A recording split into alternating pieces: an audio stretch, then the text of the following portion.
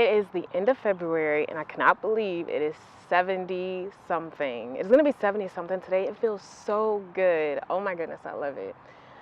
Which is why I'm sitting right in the middle of the garden, just enjoying everything, listening to the birds.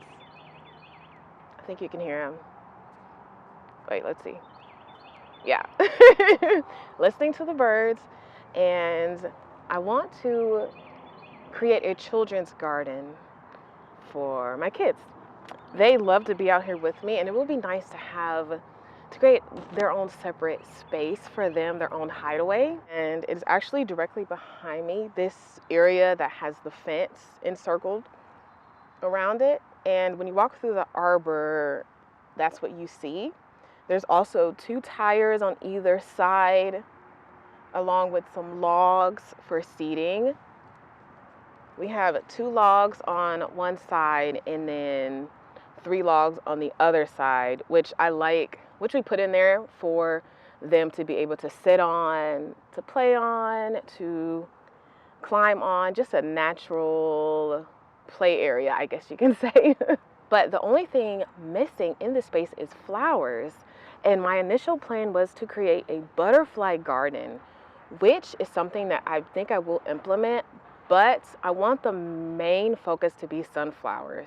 The way I want to plant the sunflowers is in a design that creates a sunflower house. And if you don't know, a sunflower house is it's like a circle bed, but it has an opening in it, and then in the bed you just have sunflowers planted.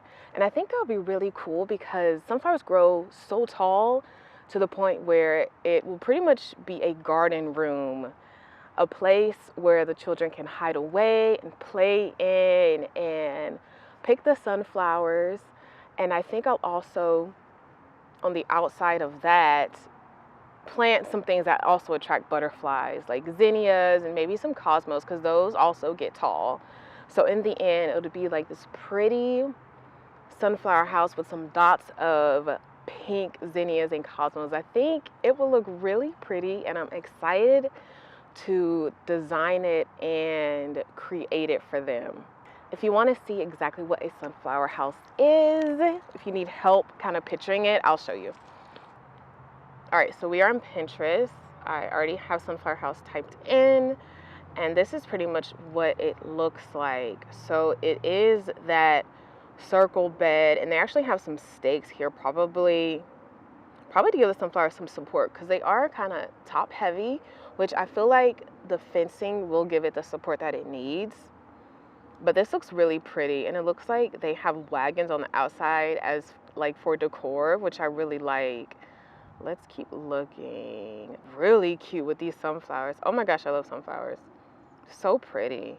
Oh, I like, this is a good example of creating that garden room, that seclusion. That is my goal for them. They love to hide away. I don't know what's up with kids and wanting to hide away in these secret spaces. Mine love to do it, and they've been playing hide and seek a lot lately, so this actually gives them another hiding area. All right, let's keep looking. I really like this one right here. I like the different heights of the sunflowers. So I think that's something I'm going to do with this space.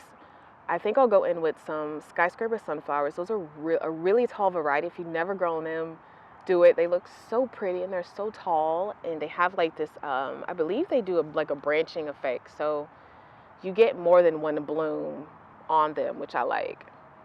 So I think I'll go in with the skyscraper sunflowers and then do a one that gets probably just a standard sunflower that's shorter than that, and then probably a dwarf variety. So you kind of get like this layered effect when you look at the sunflower house. Let's keep scrolling. Let's see what else we can find. I really like how this one looks, how tall the sunflower house is. And there are so many different tutorials on how to grow a sunflower house, which I like. This one is really, I like this example, like this sketch of how it will look, which is something I think I'm going to do right now on paper, just to give me a better visual idea of how I want it to be. So it will have that like circle, I'll just sketch out like a circle with an opening. And I do have those tires in front of them, which is where I think I'm gonna plant something that attracts butterflies, something easy, which I think zinnias would be perfect for that. So probably like some zinnias there, and the zinnias on the other side go in with all those like sunflowers like around. This is really a rough sketch just to get the visual better in my head for this space. Oh my gosh, I don't even think I'm gonna show you my sketch. It looks awful. Cosmos around the edge of it, and I think it will look so pretty. That is my plan for that. And our first steps to create the beds itself, I think we're going to be using the sheet mulching method, and that involves us just laying out boxes. And I think I'm going to use the full width of the box, because I think the more sunflowers I plant, the more thick the room will look, more secretive. So I'm not going to cut the box down. I'm just use the entire width of the box and then just lay mulch on top. And this will sit for the next, it's February right now, well, the end of February. So this will probably sit like this until May-ish or the end of April. I'm kind of nervous to plant our annual flowers too early, because sometimes we get a frost at the end of April. We have the past 2 years.